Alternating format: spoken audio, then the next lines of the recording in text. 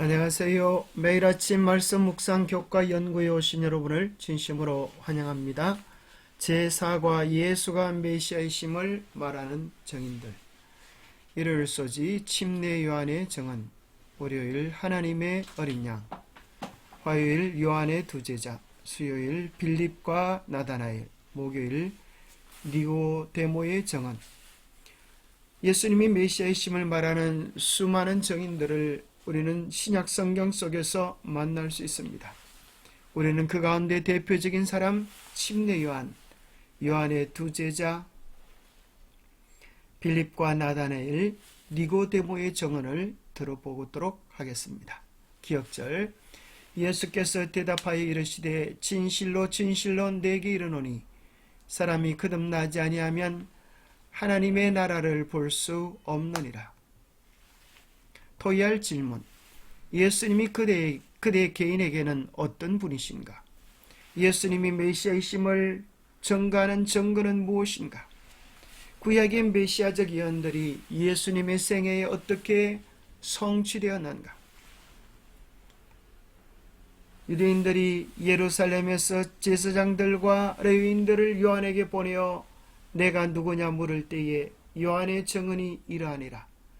요한이 드러내어 말하고 숨기지 아니하니 드러내어 하는 말이 나는 그리스도가 아니라 한데, 또 묻되 그러면 누구냐? 내가 엘리야냐? 이르되 나는 아니라. 또 묻되 내가 그 선지자냐?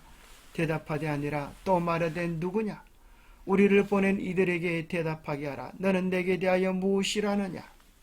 이르되 나는 선지자 이사야의 말과 같이 주의 길을 곧게 하라고 광야에서 외치는 자의 소리로라.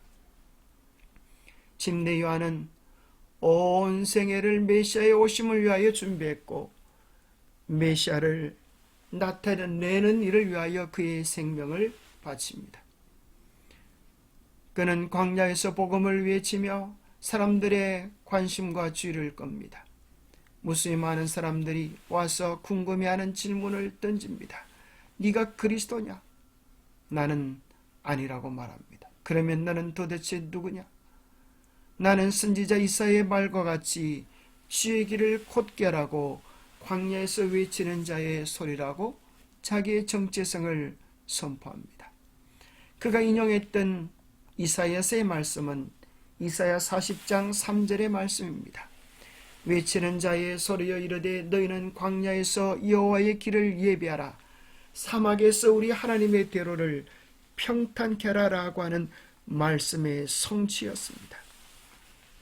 이사야서에서는 광야에서 여호와의 길을 예비하라고 했는데 왜 신약 성경에서는 주의 길을 예비하라라고 표현되어지고 있을까요? 그 이유는 바로 구약에 나타난 여호와가 신약의 예수 그리스도라고 하는 사실을 증거해 줍니다. 성경을 기록한 저자들은 여호와라고 하는 거룩한 이름이 감히 이방인들의 입술 속에서 들려지는 것을 원치 않아서 그 신성성을 보존하기 위하여 여호와라고 하는 이름을 다 주로 바꾼 것을 확인해 보게 되는 것입니다. 침례 요한은 감옥에 있을 때의 예수님의 침묵을 통하여 잠시 예수님의 메시아 되심을 의심하는 그런 시간들이 있었습니다.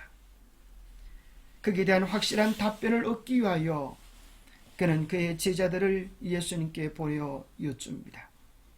오실 그이가 당신이오니까 우리가 다른 일을 기다리오니까. 그때 예수님은 제자들에게 이렇게 말씀하셨습니다.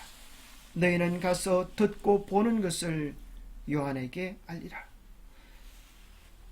너희가 어떤 일을 보는지 실제적인 이 사실들을 요한에게 증거라고 말씀하시면서 바로 예수님의 사역 속에서 이사야가 예언했던 메시아의 대표적인 사역들 6가지를 말씀합니다. 맹인이 보며 못 걷는 사람이 걸으며 나병 환자가 깨끗함을 받으며 못 듣는 자가 들으며 죽은 자가 살아나며 가난한 자에게 복음이 전파되는 것이었습니다. 사실 그렇다고 해서 예수님께서 그 당시 모든 맹인의 눈을 뜨게 하시고 모든 나병 환자를 낫게 하시고 모든 못 듣는 자를 듣게 하신 것은 아니었습니다. 대표적인 몇 사례를 보여주셨습니다. 그것은 곧 메시아의 왕국이 도래할 때 그리스도 안에 있는 모든 자들이 그와 같은 은혜와 특권을 누릴 것에 대한 예고편인 것입니다. 예수님의 초림의 그 위대하고 놀라운 사역은 예수님께서 다시 오실 재림 때에 이루어질 영광스러운 사건에 대한 예고편들입니다. 우리가 예수님을 메시아로 믿을 때에 그와 같은 실제적인 사건들이, 역사들이 우리에게 이루어지게 될 것입니다. 요한은 특별히 예수님이 나오심을 보고 보라, 세상 죄를 지고 가는 하나님의 어린 양이로다라고 담대히 외칩니다. 그는 여호와의 길을, 주의 길을 예배하라고 하는 부름받은 자라고 얘기했는데, 드디어 예수님께서 자기에게 나오실 때 담대히 외칩니다. 보라, 세상 죄를 지고 가는 하나님의 어린 양이로다. 세상 죄를 지고 가는 하나님의 어린 양이라고 하는 의미 속에는 어떤 뜻이 있을까요? 마가복음 10장 45절에 보면 그 의미는 모든 인류의 죄를 대속하기 위하여 자신의 목숨을 주실 어린 양이라고 소개합니다. 예수님은 우리가 연약할 때에 약속하신 대로 우리를 위하여 죽으신 어린 양이라고 말씀하십니다. 예수님께서는 친히 나무에 달려 그 몸으로 우리의 죄를 담당하시는 속죄양이 되시고 우리로 하여금 죄에 대하여 죽고 의에 대하여 살게 하려 하시는 메시아라고 선포하고 있는 것입니다.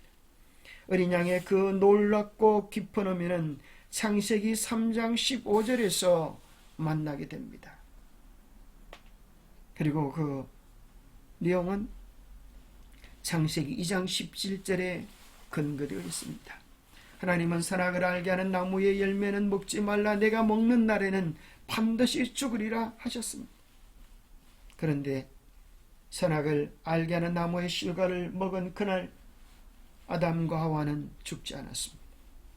그러면 하나님의 말씀이 거짓이 된 것입니까? 아닙니다. 바로 그날 어린 양이 대신 죽었습니다. 그리고 그 어린 양의 죽음은 머지않아 인류의 구주 예수님이 이 땅에 오셔서 우리의 죄를 위하여 돌아가실 것을 예표하는 것이었습니다. 죄로 말미암아 죽을 수밖에 없는 우리가 어렵게 될 수 있는 유일한 길이 열린 것입니다. 그래서 한문의 오를 어자를 보면 죄로 말미암아 죽을 수밖에 없는 나아 위에 양양자가 있는 것입니다.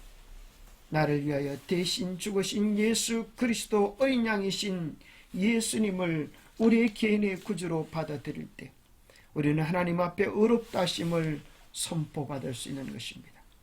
뿐만 아니라 예수님의 어린 양 되심은 유월절 사건을 통하여 더욱 구체화되었습니다.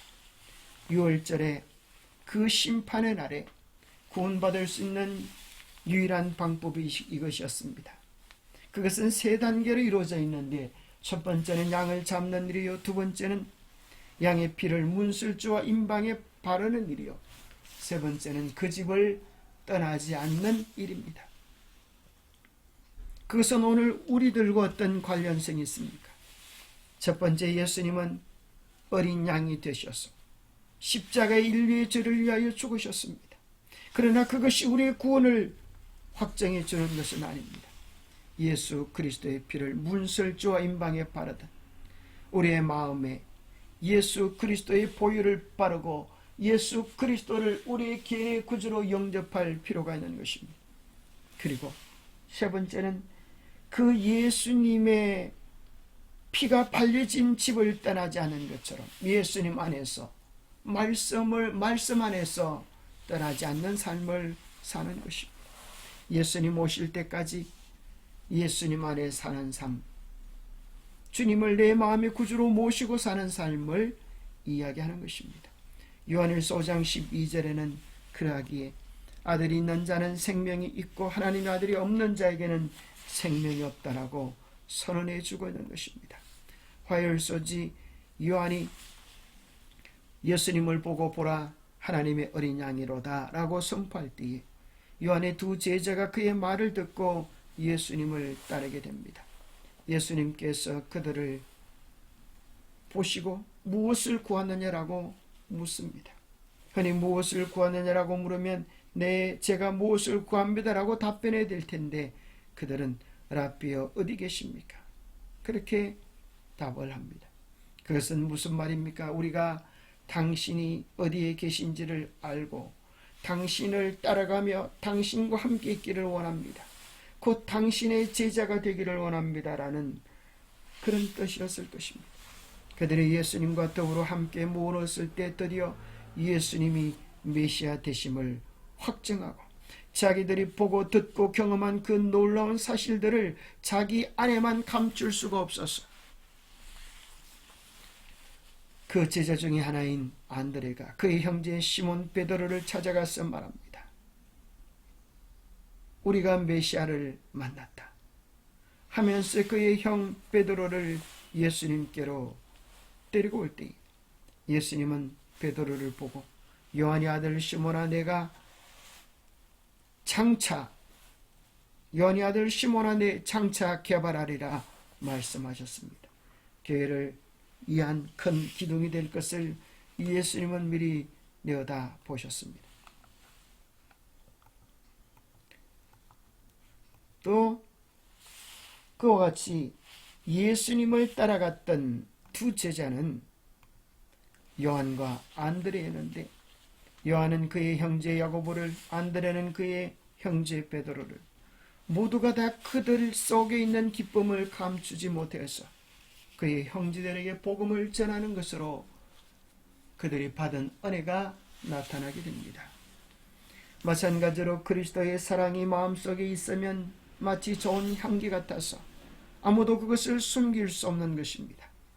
이 사랑의 거룩한 가마는 우리가 접촉하는 모든 사람이 받게 될 것입니다. 우리 마음속에 있는 그리스도의 정신은 마치 사막 가운데 있는 샘과 같이 흘러서 모든 사람을 시원케 할 뿐 아니라 죽어가는 자들에게 생명수를 마시고자 하는 마음이 간절하게 만듭니다. 예수에 대한 사랑은 인류를 복되게 하고 향상시키기 위하여 예수께서 일하신 것처럼 일하고자 하는 욕망으로서 표현되게 될 것입니다. 수요일서지 빌립과 나다나엘. 빌립이 그의 친구 나다나엘을 찾아가서 모세가 율법에 기록하였고 여러 선지자가 기록한 그 일을 만났다라고 고백했습니다. 그런데 나다나엘은 뜻밖에도 나사렛이라고 하는 그런 동네에서 무슨 선한 것이 날 수 있겠느냐라고 핀잔을 주었습니다. 빌립은 거기다 설명하기보다 정말 그분이 어떤 분이신지 와서 보면 그의 마음의 고민이 풀릴 것을 알고 와서 보라 라고 간단한 말로 명확하게 이야기합니다. 그가 빌립의 말을 듣고 예수님께 나왔을 때 편견에 사로잡힌 나다나엘을 보고 예수님께서는 오히려 칭찬해 주시면서 보라 이는 참 이스라엘 사람이라 그 속에 간사한 것이 없도다라고 말씀하십니다. 나다나엘은 깜짝 놀라서 어떻게 나를 아십니까? 나는 당신을 처음 뵙는데 어떻게 나를 아십니까? 라고 여쭈는 것입니다. 그때 예수님은 빌립에게 너를 부르기 전에 내가 무화과 나무 아래 있을 때에 보았노라라고 말씀하셨습니다. 무화과 나무 아래는 니고데모가 자주 찾아갔던 기도의 처소입니다. 하나님께 그의 삶의 고민을 내려놓고 기도할 때 응답받았던 엄밀한 하나님과의 개인적인 기도처. 아신다면 하나님만이 아시고 그 엄밀한 기도처를 주님이 아시는 것입니다. 니고데모는 나다나엘은 깜짝 놀라며 바로 그 기도 응답을 들으시고 함께 하셨던 분이 예수 그리스도라고 하는 사실을 알고 당신은 하나님의 아들이시오, 당신은 이스라엘의 임금이다라고 고백합니다. 그렇게 예수님을 발견했던 나다나엘은 예수님을 위하여 전생애를 바치게 됩니다. 나다나엘의 또 다른 이름은 바돌로메라고 신약성경에 표현되어져 있는데 돌로메의 아들이라는 뜻입니다. 바돌로메는 예수님을 만난 복음의 기쁨을 이기지 못하여서 소아시아 지방인 프리기아와 리카오디아 등지를 거쳐서 현 아르메니아의 알팍 지방에서 복음을 전하다가 이교사제의 선동을 받은 이방왕에 의하여 산채로 살가죽이 벗겨진 후 십자가에 못 박혀 머리가 베어져 순교하는 끔찍한 죽음을 당했지만 그는 그가 만난 예수 그리스도를 고백하기를 멈추지 않았습니다. 목요일 수지입니다. 예수님께서 성전 정결케 하시는 그 아름다운 모습을 보고 니고데모는 큰 감동을 받았습니다. 그리고 한밤중에 예수님을 찾아와서 그의 조언을 듣기 위하여 시간을 할애했습니다. 예수님은 니고데모에게 단도직입적으로 말씀하시기를 내가 거듭나야겠다. 거듭나지 않으면 하나님 나라를 볼 수 없다라고 말씀하셨습니다. 니고데모는 사람이 늙으면 어떻게 타신할 수 있습니까? 어머니 뱃속에 들어가야 합니까? 라고 황당한 듯 답변을 했습니다. 그때 예수님은 육신의 생명이 어머니 뱃속에서 태어나듯 영적인 생명은 예수 그리스도의 십자가의 자궁 속에서 우리를 위한 그 크고 놀라운 사랑을 묵상하고 경험할 때 하늘의 새 생명으로 탄생되는 것임을 말씀해 주셨습니다. 하나님이 세상을 이처럼 사랑하사 독생자를 주셨으니 이는 그를 믿는 자마다 멸망하지 않고 영생을 얻게 하려 하심이라. 하나님이 그 아들을 세상에 보내신 것은 세상을 심판하려 하심이 아니요 그로 말미암아 세상이 구원을 받게 하려 하심이라고 하는 놀라운 요한복음 3장의 복음은 예수님이 정말 메시아인지 확신이 없던 이 니고데모가 끊임없이 예수님의 생애를 추적하고 성경을 연구하면서 드디어 예수님께서 십자가에 달리실 때 그는 예수님이 인자가 들려야 하리니 라고 하는 말씀에 대한 확정을 발견합니다. 그리고 담대하게 예수 그리스도가 그의 구주되심을 주저하지 않고 인정하면서 예수님의 시체를 위하여 준비하는 일을 하게 됩니다. 그리고 그가 만난 예수님의 놀라운 비밀을 요한에게 알게 하고 요한은 요한복음을 기록하면서 니고데모의 이 아름다운 복음을 기록할 수 있게 된 것입니다. 오늘 교과는 이야기합니다. 예수님이 메시아 되심을 정언하는 정언들은 오늘 우리들에게 궁극적으로 무엇을 요구하는 것입니까? 오늘 우리들에게도 메시아가 필요하다고 하는 것입니다. 왜냐하면 우리가 다 결국 죽을 수밖에 없는 하루살이 같던 운명의 주인공들이기 때문입니다. 그러면 어떻게 우리가 영원한 생명 참된 구원에 이룰 수 있을까요? 구원에 이르는 믿음은 단순히 진리에 대한 지적인 동의가 아니다. 온갖 것을 알기까지 믿음을 활용하지 않는 자는 하나님의 축복을 받을 수 없다. 그리스도에 관하여 믿는 것으로는 충분하지 않다. 우리는 그리스도를 참으로 믿어야 한다.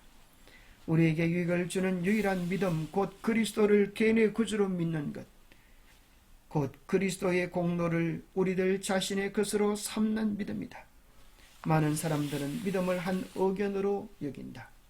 구원하는 믿음은 그리스도를 받아들이는 자들이 자신들을 하나님과의 계약 관계로 결합시키는 한 글이다. 진정한 믿음은 생명이다. 상믿음은 활력을 정가 의지하는 신뢰를 의미하며 그것으로 말미암아 영혼은 전능하는 정복하는 능력자가 된다. 구원에 이르는 믿음은 단순히 지적인 동의 이상인 것입니다. 내 자신을 전적으로 주님께 드리고 주님을 우리의 마음의 왕으로 주인으로 모시는 것입니다. 주님의 뜻을 발견할 때 그 뜻에 마음을 다하고 뜻을 다하여 순종할 때 그분의 놀라운 능력 역사심이 우리의 삶에 함께하게 되는 것입니다. 마치 전기 코드에 전기줄을 꽂으면 그 엄청난 전원의 전기의 능력이 들어와서 기계를 작동시키듯 우리 안에 주님께서 준비해 놓으신 선의 도구들이 주님의 임재로 인하여 성령의 강건하심으로 인하여 꽃을 피우며 열매 맺는 아름다운 인생, 새롭게 변화된 그리스도인의 삶을 살아갈 수 있게 되는 것입니다. 기도하겠습니다. 하나님 아버지, 오늘 성경의 여러 증거들을 통하여 예수님이 우리의 메시아 되심을 살펴보았습니다. 예수님을 만난 사람들의 수많은 증언들, 목숨 걸고 바쳤던 그들의 아름다운 기별들을 들었습니다. 너무나 분명한 그 확정들 속에서 예수님이 메시아 되심을 부인할 수 있는 길이 도무지 없게 되었습니다. 이제 그 좋으신 예수 그리스도를 나의 삶의 구주로 나의 왕으로 모시기를 원합니다. 주님, 우리 안에 들어와 주셔서 우리의 친구가 되시고 우리의 주인이 되어 주셔서 참으로 주님께서 계획하신 아름답고 풍성한 삶으로 인도하여 주시옵소서. 우리도 주님의 제자들처럼 그 놀랍고 풍요로운 삶을, 복음이 실현되는 삶을 살아갈 수 있도록 축복해 주시옵기를 우리 주 예수 그리스도 이름 모자하여 간절히 간구하옵나이다. 예수님 안에서 복음을 경험하고 오늘 예수님 만나 그들의 삶을 통하여 증거하는 증인들처럼 우리의 삶도 이 세상에서 그리스도를 나타내는 아름다운 증인의 삶이 되기를 축복합니다. 주님 안에서 복되고 아름다운 날 맞이하시게 되기를 축복합니다. 감사합니다.